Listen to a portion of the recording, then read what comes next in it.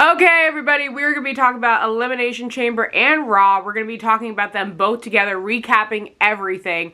I just think that this is too big of a video, too big of a moment to just talk about Elimination Chamber because we got a fantastic Monday Night Raw literally just last night, and it's mind-boggling to me about what the fuck is going to happen. Because now we are on the road to WrestleMania, officially, I think 50 days and counting or some shit like that.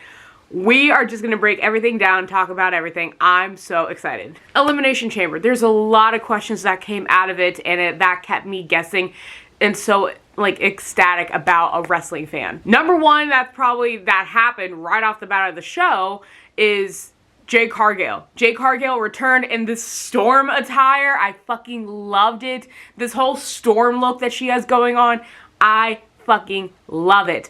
Oh my god. I was obsessed with the whole fucking look.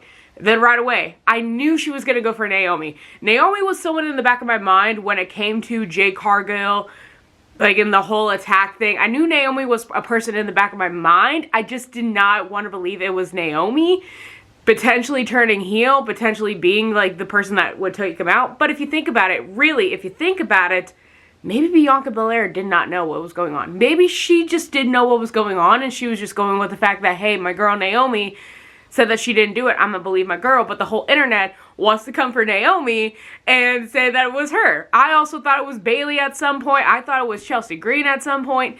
I did not know. But then, if you look back and you think about the way that Naomi was, like, I don't know, how she got defensive whenever it got brought up about Jade Cargill, she was getting really, really defensive. It seems really defensive acting right there. Maybe she did do it. Maybe it was her. I think it was confirmed to be her because I think Jade Cargill knew it was her all along. I don't think Bianca knew.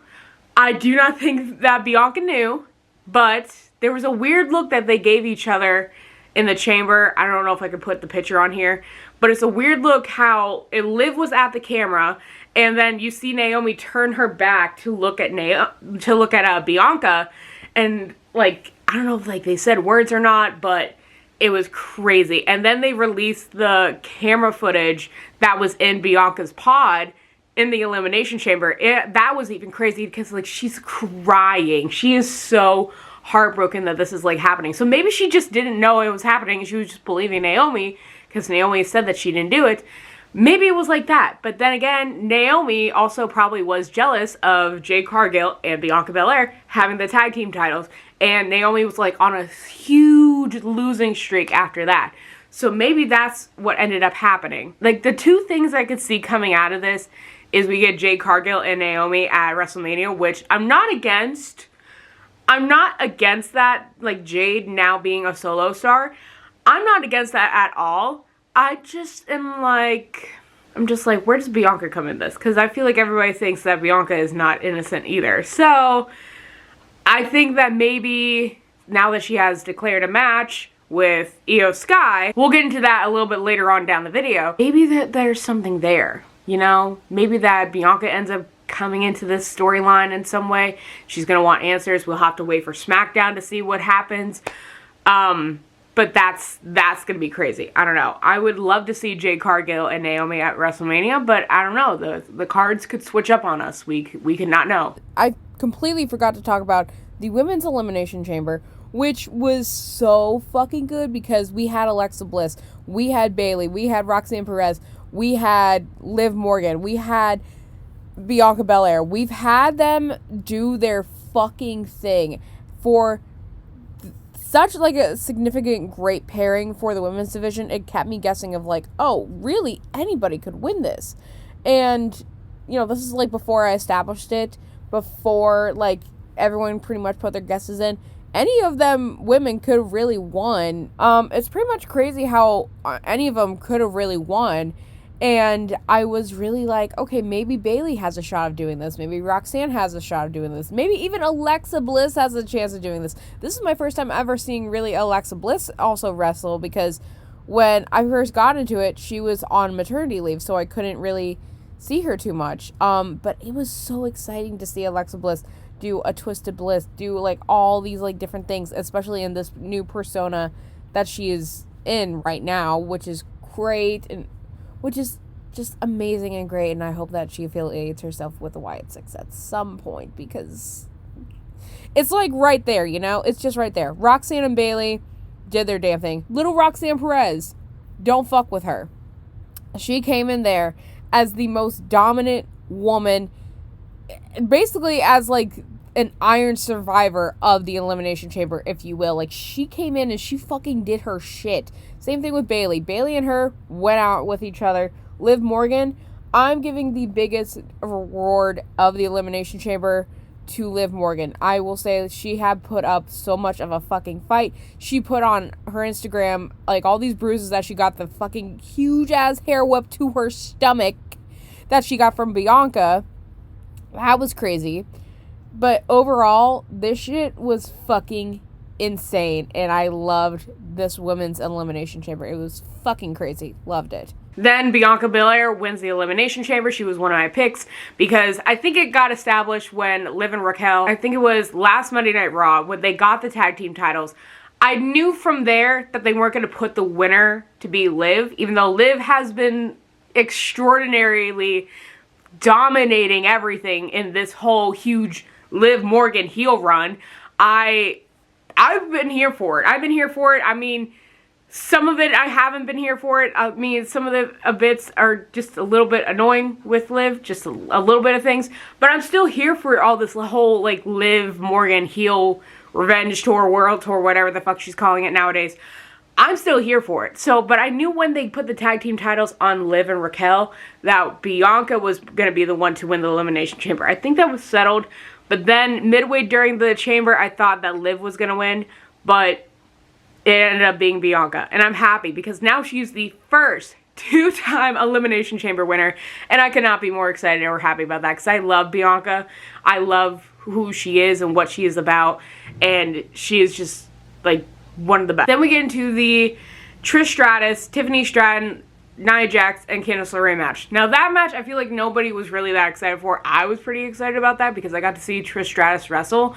And to be paired with somebody that I think Tiffany does consider her like an idol pretty much to look up to when it comes to the wrestling world. I mean, Trish Stratus has paved the way for the women's division for so fucking long now. So, I mean, having Trish Stratus be in her hometown of Toronto and all this like happening, I was here for it. I was excited to see Trish wrestle.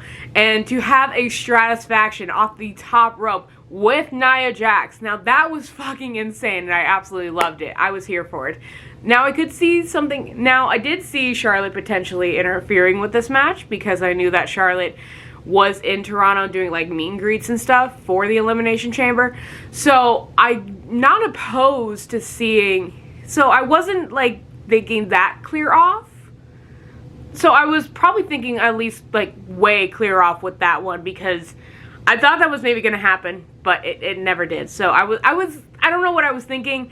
I just had a feeling that may or may not happen because the way that she's been teasing and getting in Tiffany's head, like, Tiffy, wake up, Tiffy. Like, you know, shit like that. Like, you know, I didn't know what was going to happen. But, I mean, I still thought that match was, like, pretty good. Then we come to the unsanctioned match with Sami Zayn and Kevin Owens. Now, that match was, I think, my top pick for match of the fucking year. I've never heard of an unsanctioned match. I never heard of an unsanctioned match. I had no idea what the fuck was going on.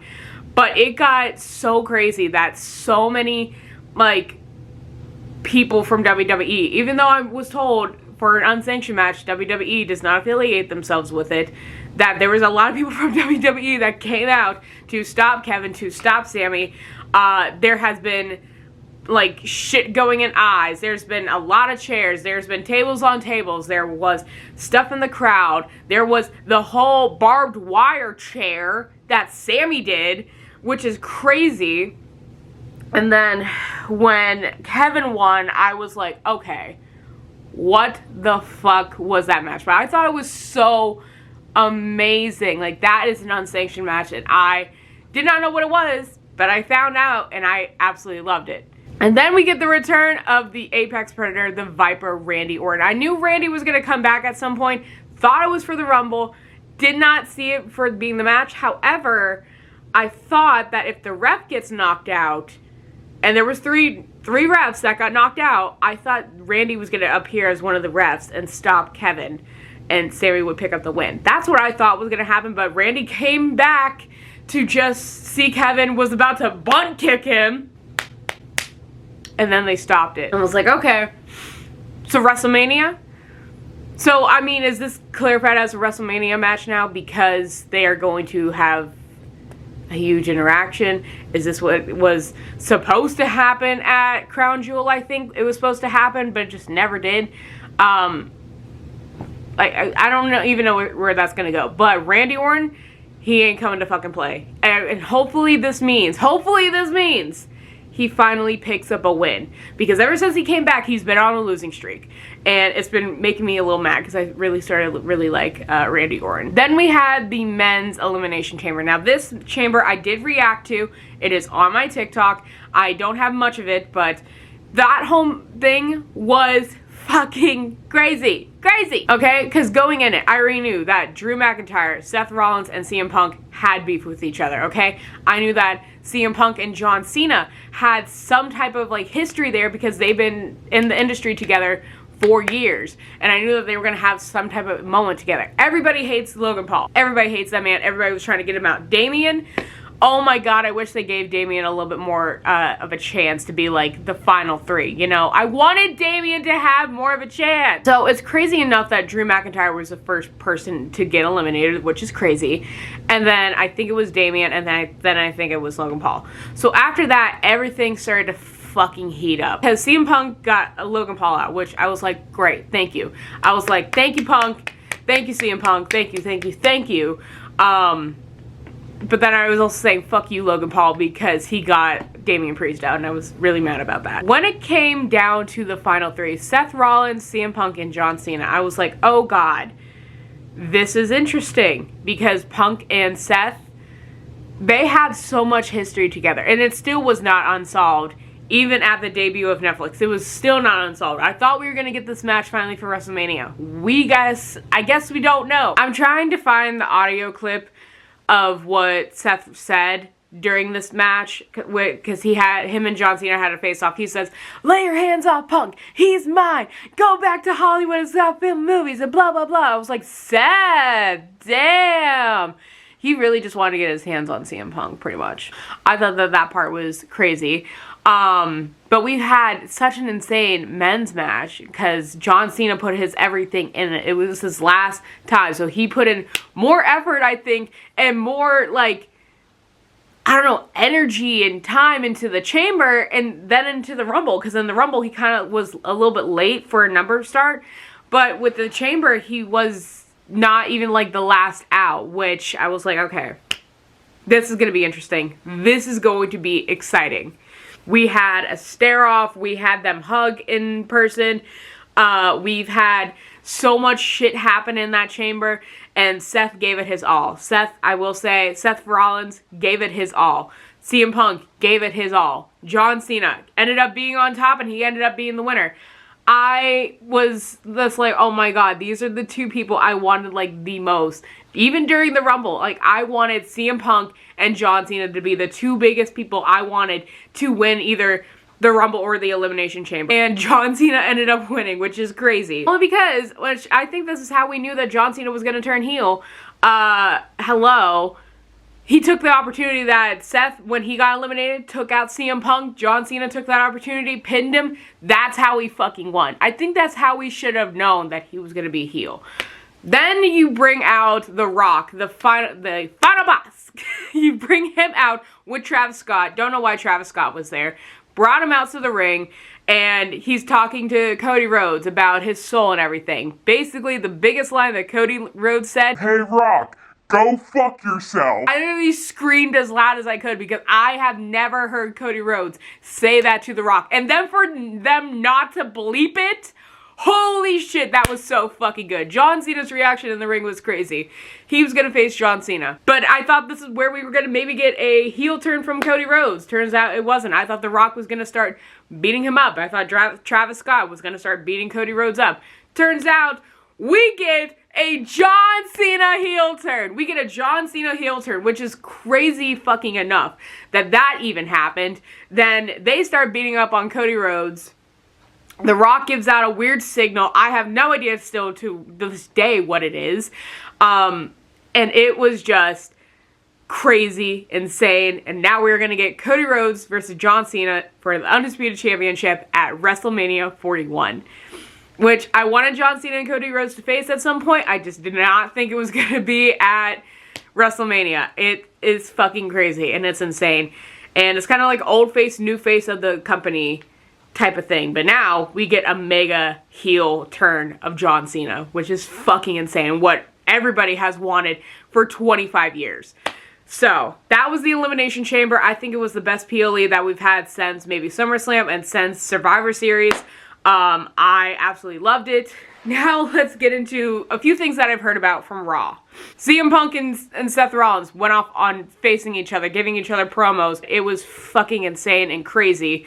And now this led to them having a steel cage match for next week on Raw, which I love steel cage matches. They are so much more interesting to me than just a regular match. So for CM Punk and for Seth Rollins to have that match, oh, that's going to be exciting. Then I think the only other thing to really address is we've had such a huge championship, like, turn of events. Bianca Belair versus Io Sky for the Women's Heavyweight Championship. Holy fucking shit. But I want to say, Io Sky, you are incredible, and that you deserve it to the highest amount. Bianca Belair, I'm rooting for you for WrestleMania. Io Sky, I'm rooting for you for WrestleMania. But we can't forget about my girl Rhea Ripley, okay? Rhea deserves so fucking much love. She carried that championship. She made that championship. That was her championship. That was not Liv Morgan's championship. That was Rhea Ripley's championship. And I will go to the grounds of the earth saying that. I don't care. It's going to be a triple threat match. It's going to be a triple threat match. I feel like Rhea's not going to go down without a fight. We know how much of a fighter she is. She is going to go into WrestleMania as a triple threat match with Io Sky, the new champion winner, and Bianca Belair, the Elimination Chamber winner. I feel like that is going to be destined to happen. That is going to be destined to happen. It has been a huge dream WrestleMania match for Bianca Belair and Rhea Ripley. But Io Sky being in there, I think that would be an incredible thing because they all have grown so much and they are all incredible in their own ways. I think that could happen. I think that it could happen. It could be ended up being a triple threat match. Now, if there is anything else that I missed on Raw, which I don't think I have missed anything else on Raw, I don't know. Someone might have to clarify with me because I don't know. There was a tweet, and I'm going to try to put it up on the screen. It says, Jade returned and attacked Naomi. Kevin killed Sammy. Randy returned. John Cena turned heel. Punk and Seth killing each other to start off Raw. Punk versus Seth Steel Cage announced. Io Sky as the new Women's World Champion in the span of 48 hours. Wrestling right now is on top, and I'm so excited for WrestleMania. But I want to know everyone else's thoughts about what they think would happen pretty much in the last 72 to 48 hours. Because it has been crazy for the wrestling world right now, and I'm excited to see what happens on SmackDown with the whole Jay Cargill shit. I'm excited to see what happens with John Cena and Cody Rhodes, and potentially The Rock. I don't know. Yeah. I am really excited for this whole WrestleMania season. It's starting to cook up, okay? Sometimes I'm not too sure when it comes to Triple H, but it's cooking up. My camera battery decided to die on me, so I didn't have an outro. But if you guys like this video, make sure to give it a thumbs up, like, share, subscribe, turn on bell notifications. That way you know when I upload. I'm so excited for all this WrestleMania season to come. But don't you worry. I'm still doing reaction videos, okay? Because I still have to react to Tate McRae's album. So don't worry. The music shit is still coming. I need to work on it. So, I want to get this done and over with first. And then the next video should be a reaction video. But yeah, I love you guys so much. And I'll see you guys soon with another video.